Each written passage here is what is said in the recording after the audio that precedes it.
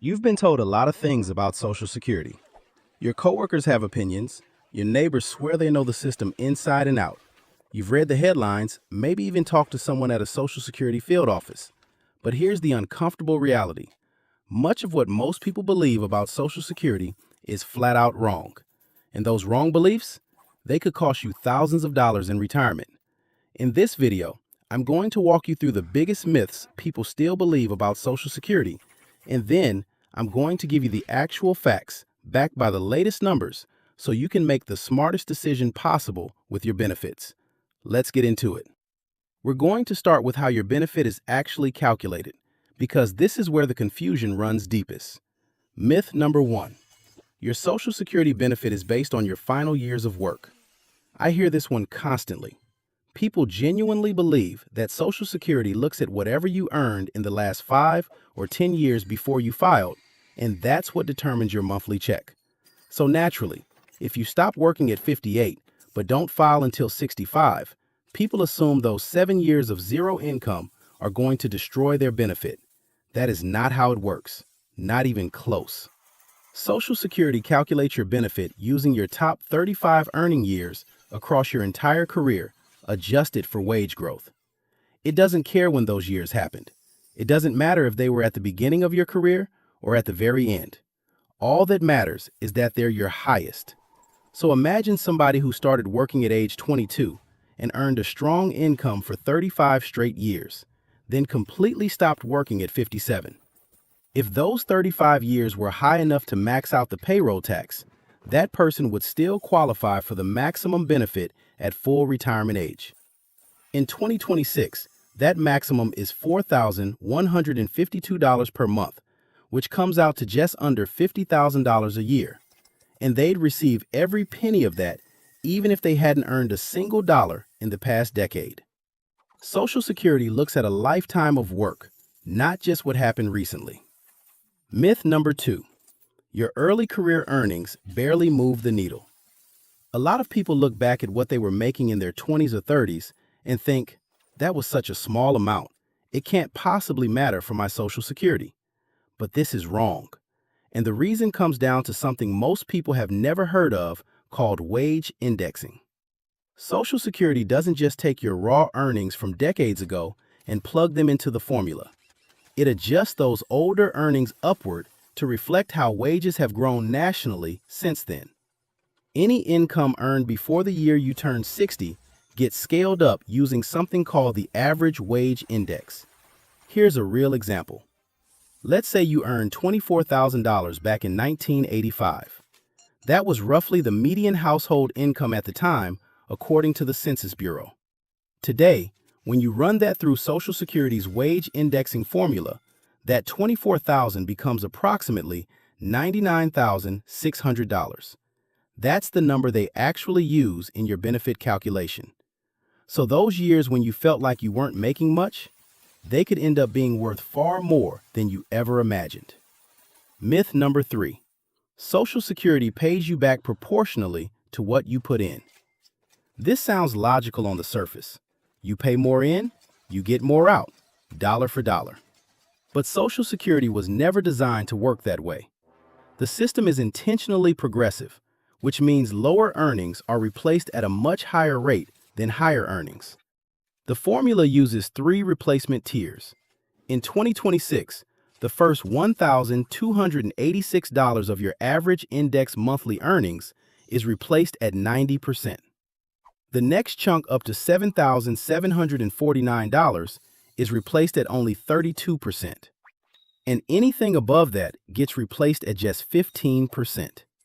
So somebody with modest lifetime earnings might get back 70 to 80% of their working income through Social Security. A middle income earner might see about 40% replaced, and a high earner, maybe 25 to 30%.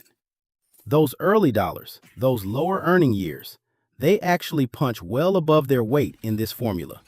Don't dismiss them. Now let's talk about one of the most debated topics in retirement planning: when you should actually file for benefits. Myth number 4. There's a single best age to claim Social Security. You'll hear people say 62 is the best because you get your money sooner. Others swear by 70 because you get the largest possible check. The truth? There is no universally correct answer. The right age to claim depends entirely on your personal financial picture, your health, your other income sources, and what gives you genuine peace of mind. Maybe you're 62. You're exhausted from decades of work, and locking in a guaranteed income stream lets you breathe. That could be the right call for you. Or maybe you're in great health. You have other savings to draw from, and you want to maximize your monthly check for the long haul. In that case, waiting until 70 makes more sense.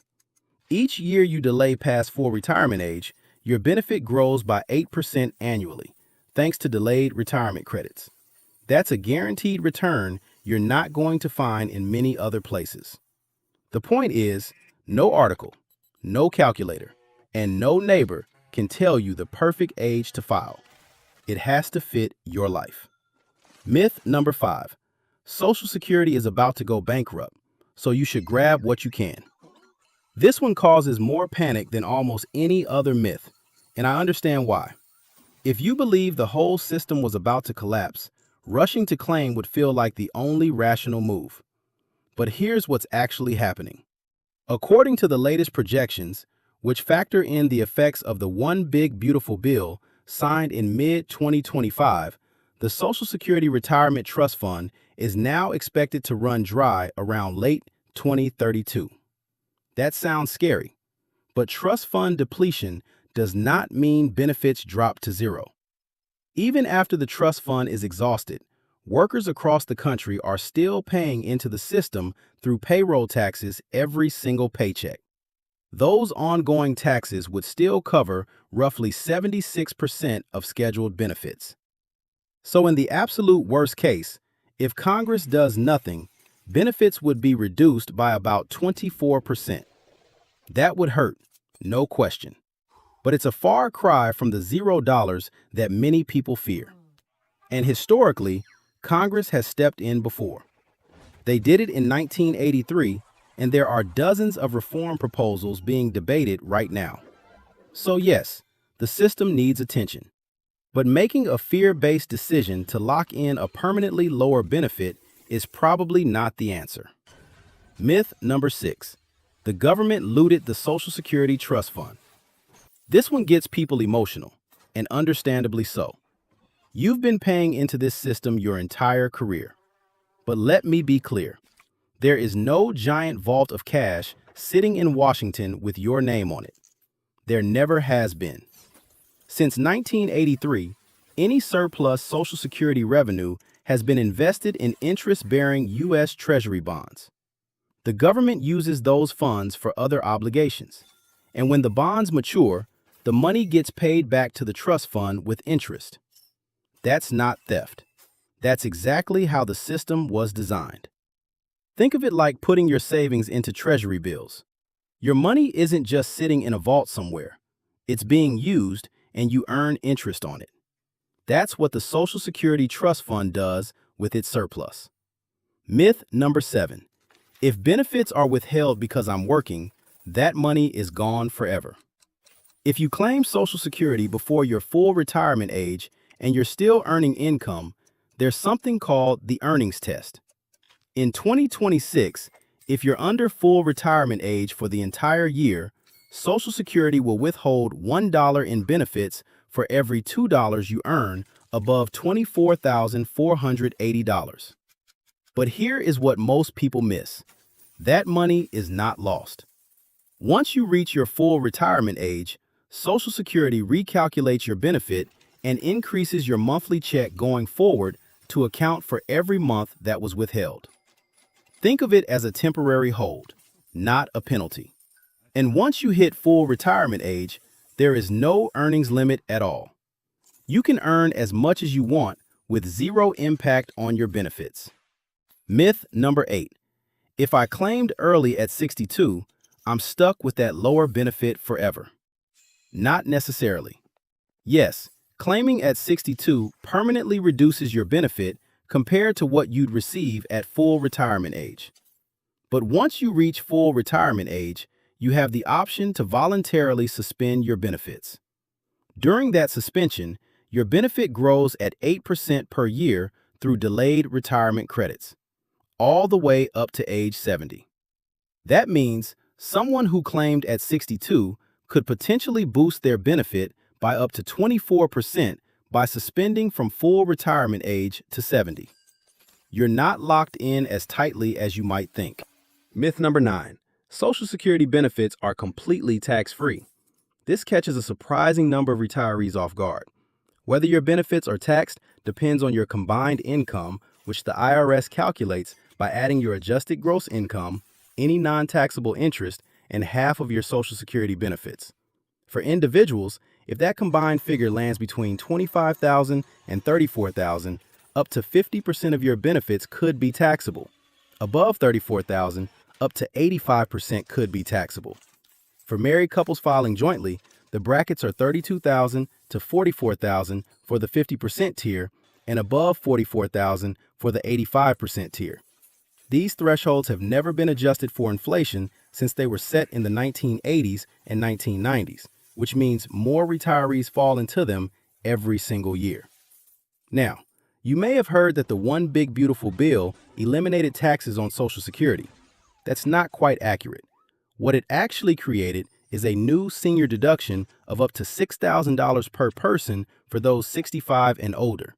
That helps lower the tax bill for many retirees, but it does not eliminate the taxation of Social Security entirely. And it's temporary, currently set to expire after 2028. Myth number 10. High earners don't get anything meaningful from Social Security. If you've spent your career maxing out payroll taxes, you might feel like the system doesn't really pay off for someone at your income level. But that's not true. Yes, the replacement rate is lower for high earners, around 25 to 30% compared to 75 or 80% for lower income workers. But the absolute dollar amount is still significant. A max earner collecting at full retirement age in 2026 receives over $4,000 a month. Over a 25 or 30-year retirement, that adds up to well over $1 million in guaranteed inflation-adjusted income. Add in spousal and survivor benefits for a dual high-income household, and we're talking about something that's hard to replicate with any private investment. It's not nothing. It's actually quite meaningful. Myth number 11. My ex-spouse claiming on my record will shrink my benefit. This myth is deeply personal for a lot of people, especially after a difficult divorce. But here's the truth. If your former spouse files for benefits based on your earnings record, it has absolutely zero impact on your own check. Social Security handles these claims completely independently. Your ex doesn't need your permission. They don't even have to tell you they filed, and Social Security won't notify you either. To qualify, your ex needs to have been married to you for at least 10 years, be currently unmarried, and be at least 62. If their own benefit is lower than 50% of yours at full retirement age, they can collect on your record, and none of that touches your benefit by even a single dollar. Myth number 12. If I never had a paying job, Social Security has nothing for me.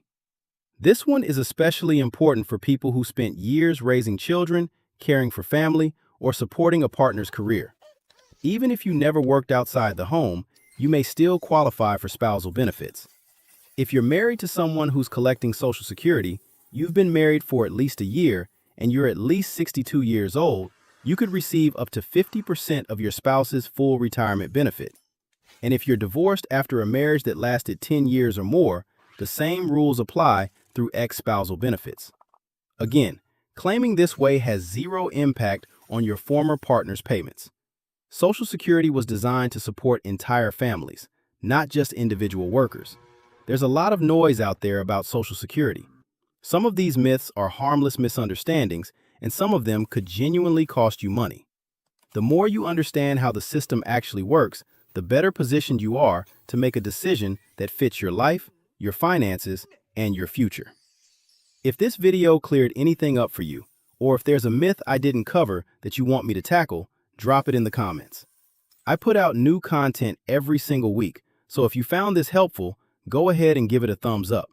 And if you're not subscribed yet, hit that subscribe button so you don't miss the next one. I'll see you in the next video.